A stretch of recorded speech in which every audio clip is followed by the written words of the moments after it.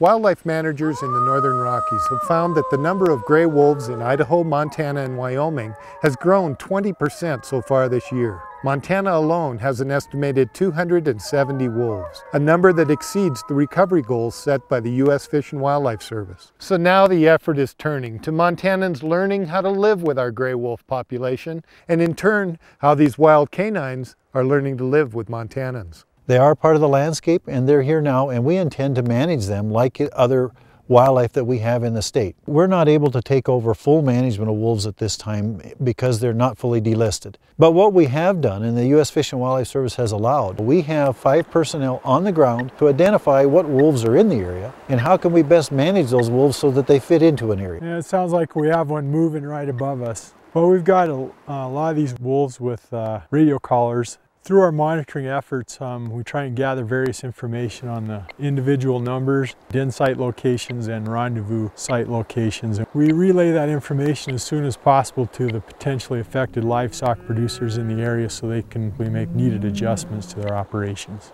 We look at when wolves are out there on the landscape, is that a landowner or a livestock producer doesn't believe that he's out there on his own dealing with them.